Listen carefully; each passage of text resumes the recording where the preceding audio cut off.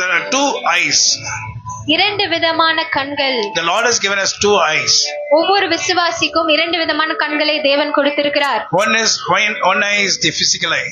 ஒரு கண்கள் நம்மளுடைய மாம்ச கண்கள். And the second eye is the spiritual eyes. இரண்டாவது கண்கள் ஆவிக்குரிய கண்கள். So till your spiritual eyes has not been opened, you cannot see the Lord. உங்களுடைய ஆவிக்குரிய கண்கள் திறக்கப்படாமல் இருக்கிற வரைக்கும் ஆண்டவராகிய தேவனை நீங்கள் சந்திக்கவே முடியாது. The disciples of Jesus Christ, they saw him directly. இயேசு கிறிஸ்துவின் சீஷர்கள் அவரை நேருக்கு நேர் பார்த்தாங்க. They saw with their physical eye. அவங்களுடைய மாம்ச கண்களினால் அவரை கண்டார்கள். And the Lord says, Jesus Christ said to Thomas, தோமாவாகிய சீஷரிடத்திலே ஆண்டவராகிய இயேசு கிறிஸ்து சொன்னார், they have not seen me, but yet they believed. அவர்கள் காணாமல் இருந்தும் என்னை விசுவாசிக்கிறவர்களாக இருக்கிறார்கள். So they are blessed. அதனால் அவர்கள் ஆசீர்வதிக்கப்பட்டவர்கள். உங்களை காட்டிலும் அவர்கள் blessed than the disciples. சீஷர்களை காட்டிலும் காணாமல் blessed என்னை more than the disciples. சீஷர்களை காட்டிலும் அதிக ஆசீர்வாதங்களை நாம் பெற்றிருக்கிறோம். You see and you believe. ஏன்னா அவருடைய சீஷர்களை பார்த்து சொன்னாரு, நீங்க என்ன பார்த்துட்டு என் மேல நம்பிக்கை வைக்கிறீங்க. But those people, they don't see but they believe. ஆனா அந்த ஜனங்களோ என்னை காணாமல் இருக்கும் போதும் என்னை விசுவாசிக்கிறவர்களாக இருப்பார்கள்.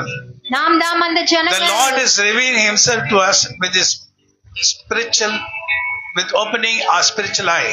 தேவன் எப்படியாக நமக்கு அவரை வெளிப்படுத்துகிறார் என்றால் நம்மளுடைய ஆவிக்குரிய கண்கள் மூலமாக அவரை நமக்கு வெளிப்படுத்துகிறார். So he has not come in the form of flesh now. ஒரு மனுஷனை போல அவர் இப்பொழுது நம்ம மத்தியில வரல. He has come in the spirit.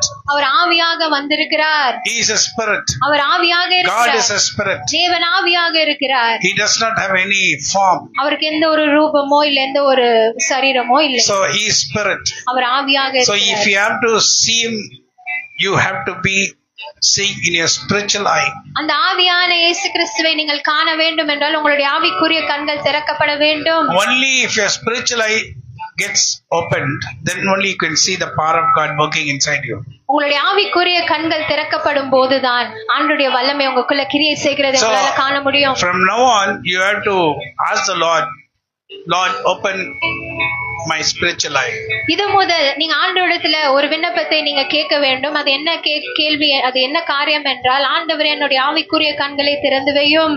Lord, open my spiritual eye. என்னுடைய ஆவிக்குரிய கண்களை திறந்து வைங்க, நான் உங்களை காணும். So I can be more blessed than the disciples. சீஷர்களை காட்டிலும் அதிக ஆசீர்வாதத்தை நான் பெற்றுக்கொள்ளும்படி as your word, உம்முடைய வார்த்தை சொன்னது போல bless us Lord. எங்களை ஆசீர்வதியும். Open our spiritual eyes. என்னுடைய ஆவிக்குரிய கண்களை திறந்து உங்களை நாங்க பார்க்கணும். Let me feel your presence. உம்முடைய பிரசன்னத்தை நான் உணர வேண்டும். Let me feel your presence. உம்முடைய பிரசன்னத்தை நான் உணர வேண்டும். Hallelujah. Hallelujah. Hallelujah. Hallelujah. Hallelujah. Hallelujah.